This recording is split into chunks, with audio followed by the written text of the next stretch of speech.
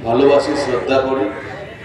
আর দীর্ঘদিন ধরে আপনারা আমাদের সাথে আছেন, আমিও আপনাদের সাথে আছি। গতকাল খুব বড় একটা প্রাকৃতিক দুর্যোগ গত পরশু রাত্রি থেকে শুরু হয়েছিল। আমিও পরশু রাত্রি সারা রাতি জাগা ছিল, যেহেতু আমার ডিপার্টমেন্টটা ফায়ার সার্ভিস আর এমার্জেন্সি। আর আমি তো যে কোনো দুর্যোগ যখন কোনো কিছু ঘটে আমি সব সময় থাকি। তার কারণ আমি মনে করি আমি মানুষের লোক, মানুষের পাশে থাকাটা আমার দায়িত্ব এবং কর্তব্যের মধ্যে পড়ে। গত পরশু রাত্রিবেলা যে বৃষ্টি হয়েছিল, লেকটাউনে একটা বড় গাছ পড়ে একটা বাড়ির ওপর পড়েছিল।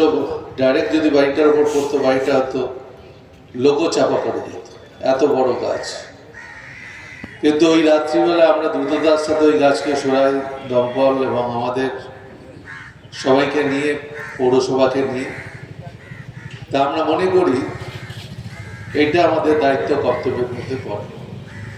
আজকে বিশেষ করে আমরা এখানে এসেছি, যেটা আপনাদের জানেন একটা শিডিউল আমাদের ছিল যে ডক্টর কাকুলি ঘোষ জুসলিয়ারের সমর্থনে এফডি বাজারে আমরা আজকে মিটিং করব। সেই মোতাবেক আজকে আমরা উপস্থিত হয়েছি। আজকে আবার বিকেলে দমদমে সৌগতদার সমর্থনে মুখ্যমন্ত্রী হাঁটবেন বিরাটি থেকে 2.5 নম্বর গেট, সেখানেও আমাকে থাকতে হবে। তার কারণ মুখ্যমন্ত্রীর সমস্ত কর্মসূচিটা জেলা আমাকে থাকতে হচ্ছে। তার কারণ উনি বলেছেন যে এই বিষয়গুলো সবগুলো তুমি দেখে না।